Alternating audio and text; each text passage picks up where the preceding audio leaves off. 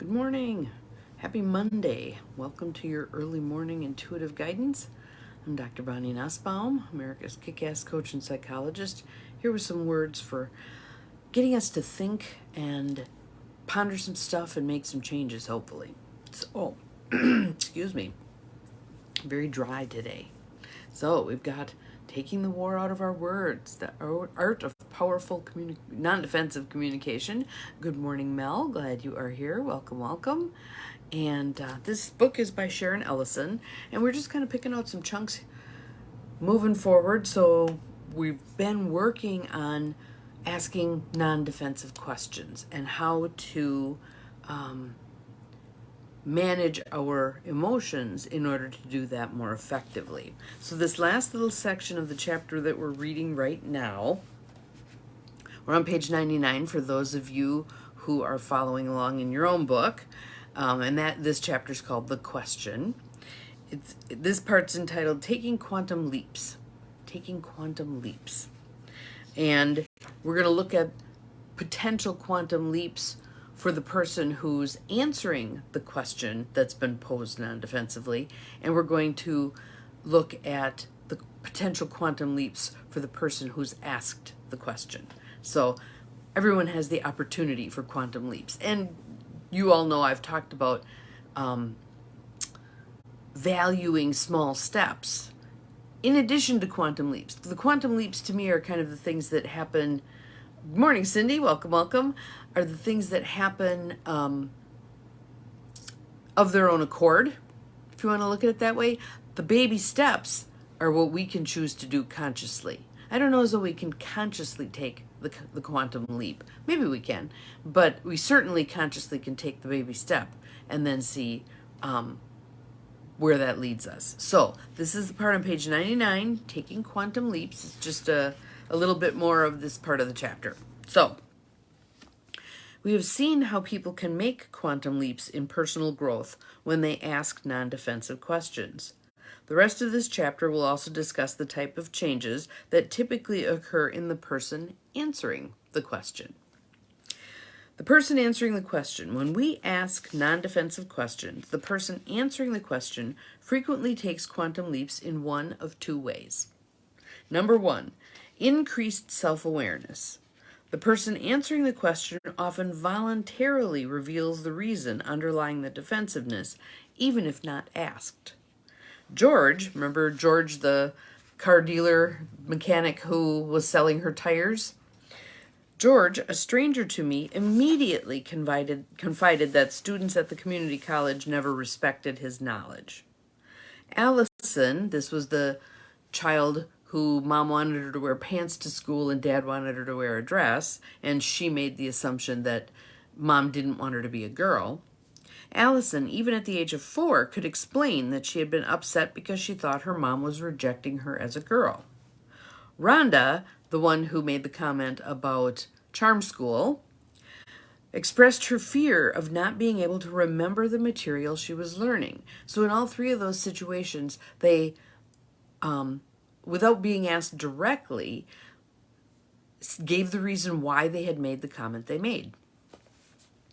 People who expose their reasons for defensiveness have the opportunity to increase their own self-awareness spontaneously. For example, George may have often felt offended and reacted defensively when people asked him questions about the tires they were buying without consciously realizing why. When he answered my question, he brought the reasons for his defensiveness into his own consciousness. Cool. Number 2, changes in attitude and behavior. We may change how we speak to others, our attitude, how much responsibility we take for our own behavior, and how we actually behave. When Mina asked Todd why he wanted to leave her and their children, he suddenly became able to talk about everything he was feeling without letting Mina's fears inhibit him. Frank also took a major step when he promised to stop sexually harassing Nancy. Not only did George's whole demeanor toward me change, but I suspect he changed his response to the tire customers who followed me. Yeah, sometimes when there's that aha of insight, it changes your behavior moving forward. Not just in that particular circumstance, but moving forward. So that ripple effect. After Rhonda clarified the relationship she saw between charm school and remembering how to communicate non-defensively, there was a noticeable difference in how quickly she assimilated the information, to the point that she inspired other group members. Good morning, Carolyn. Welcome, welcome. So when she got the awareness that she was blocking herself on learning things because she didn't believe that she could remember new information, it cleared that all up, and she was able to remember new information. Changes with wide ramifications can take place. Changes that with continued effort can have lasting results. Todd was able to shift toward making his work more meaningful because of his open conversation with Mina. He decided that he would go back to school and take classes to begin to prepare for a new career, some of which his company paid for.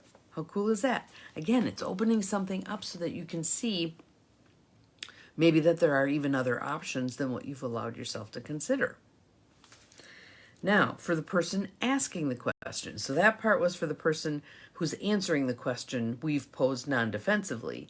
This part is for the person asking the question. The person asking the question can also experience dramatic shifts in self-awareness, attitude, and behavior simply by gaining new information and by learning to understand false assumptions.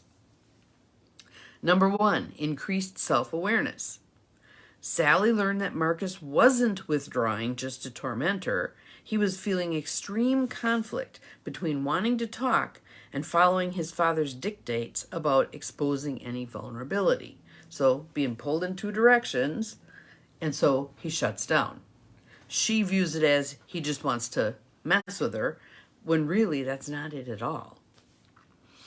This revelation not only made sense to Sally, it reinforced her confidence in herself. She hadn't been wrong in believing that Marcus was a sensitive person. She had begun to think that in the beginning of the relationship, he had just duped her into thinking he had a tender spirit. Now she had far less desire to badger him and was increasingly able to let him be more accountable for whether he talked or not. Gradually, the cycle that had polarized them reversed itself, and they moved instead toward the spirit of companionship they had started out with, only with deeper understanding. Cool. Second one, changes to attitude and behavior on the part of the person who's asked the question. Nancy's confidence and trust in her ability to protect herself became much stronger because she had been able to ask Frank a straightforward question about his inappropriate sexual advances. Corey found that something shifted inside her when she sincerely asked her daughter Beth about her attitudes toward housework. She felt more comfortable and secure about expecting Beth to contribute. Her need to defend her right to expect help dissipated. Mina had falsely assumed that Todd wanted to leave because he didn't love her anymore. Based on the information she received from him, she too made changes. She began to deal with her anxieties about financial security, took bookkeeping classes, and acquired her own clientele. Then she had her own source of income, didn't need to be frightened about him making changes to his source of income. Having her own career also eased Mina's fears, some of which had been based on being totally dependent on Todd's income. She no longer worried so much. I grew significantly in my interaction with George. I had automatically attributed the motivation for his behavior to a sexist attitude. Men have had dominion over tires. I was a woman. However, I now feel confident that my assumption was in error. He was interpreting my questions as similar to those of his students in mechanics who did not show respect for his expertise. Ironically, I think he was reacting to me just as much as he had to his male students. Good morning, Beth. I learned on a much deeper level how easily we reinforce and build on prejudice. When someone says or does something offensive, I think it is insidiously easy to pin the cause on the most obvious difference between us, rather than take the time to find out if our assumptions are accurate. So again, we assume it's because I'm a woman, it's because I'm black, white, it's because I'm old, it's because I'm young, it's because we just make those assumptions when in fact, especially in this case, that wasn't what it was about at all. So asking the question allows us to ascertain what is this really about, and then we can move forward much more easily. This increased understanding leads the way to another major shift. Both people can experience an instantaneous increase in rapport.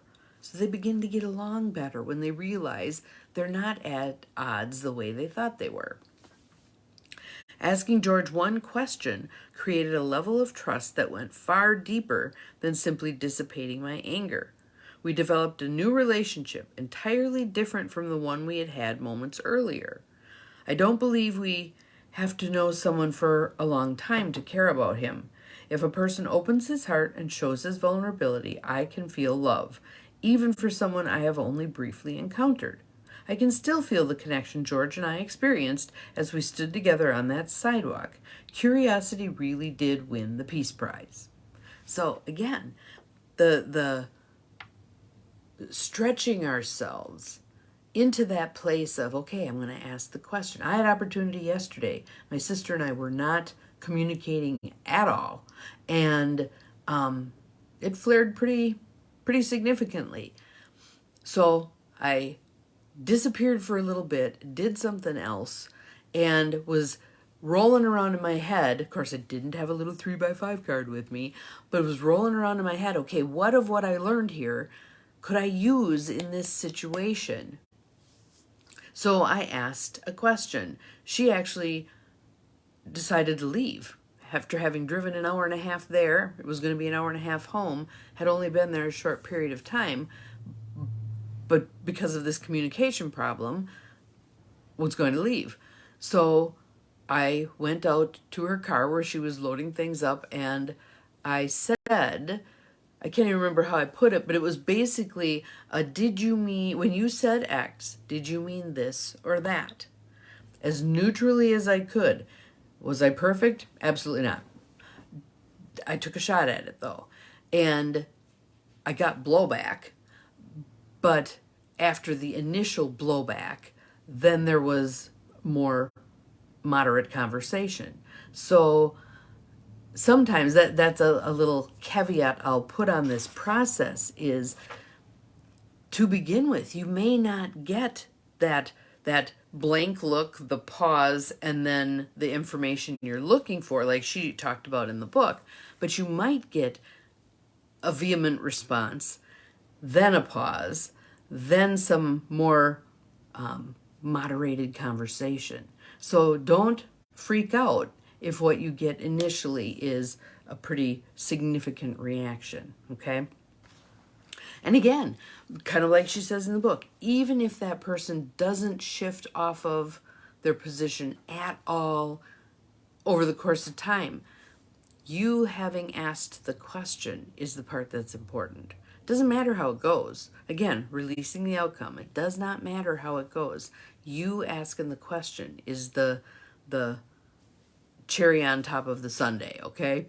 So, I'd love to hear your comments, your thoughts. Good morning, Lisa, about this part. So increased self-awareness, changes in attitude and behavior on the part of both the person who's been asked the question and the part of the person who asked it. So increased self-awareness and changes in attitude and behavior across the board. Again, and sometimes it may not happen, or it may not happen immediately. That's okay. That's okay. Your only mission, should you choose to accept it, is practicing posing the non-defensive question with curiosity, with openness, with humbleness, all the words that she used to describe that stuff. So next, what we're going to be moving into is Chapter 7, Formats for Asking the Non-Defensive Question. How do we do this? In what manner do we pose these questions? So one of the things that we're going to talk about in this next chapter that for me as a psychologist is so important is differentiating process and content. And most of us have tons of conversation about content, but we don't talk about process. And process is a gold mine. All right? Yes, releasing the outcome, just asking the question. That's the most important thing. So, have an awesome day, all of you. We'll see you again tomorrow. Remember, you're capable of far more than you think you are. Bye-bye.